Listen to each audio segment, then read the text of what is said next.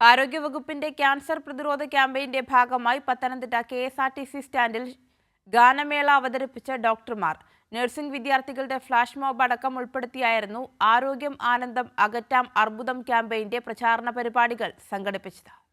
Nursing വിദ്യാർത്ഥികളുടെ ചടുലമായ നൃത്തത്തോടെയായിരുന്നു സായാഹ്ന ക്യാമ്പയിന് തുടക്കം കുറിച്ചത്. വിദ്യാർത്ഥികളുടെ ഫ്ലാഷ് മോബിന് പിന്നാലെ ഡോക്ടർമാരും ക്യാമ്പയിന്റെ ഭാഗമായി.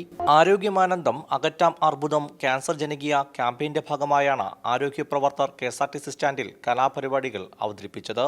ലോക ക്യാൻസർ ദിനത്തിന് ആരംഭിച്ച് അതായത് മാർച്ച് 8 സാർവദേശീയ വനിതാ ദിനത്തിൽ അവസാനിക്കുന്ന തരത്തിൽ ആദ്യം തന്നെ നമ്മൾ വനിതകളെ ഫോക്കസ് ചെയ്തുകൊണ്ടാണ് ക്യാൻസർ സ്ക്രീനിങ് ഏറ്റെടുത്തിരിക്കുന്നത്. അപ്പോൾ എല്ലാവരും നേരത്തെ തന്നെ സ്ക്രീനിങ്ങിന് വിധേയമായാൽ പൂർണ്ണമായിട്ടും ഈ 2 ക്യാൻസറും നമ്മൾ ഏർലി ആയിട്ട്, അതായത് നേരത്തെ കണ്ടുപിടിച്ചാൽ പൂർണ്ണമായിട്ട് ചികിത്സിച്ച് ഭേദമാക്കാം. അത് ക്യാമ്പയിന്റെ ഭാഗമായതിൽ സന്തോഷിക്കുന്നതായി ഡോക്ടർമാർ.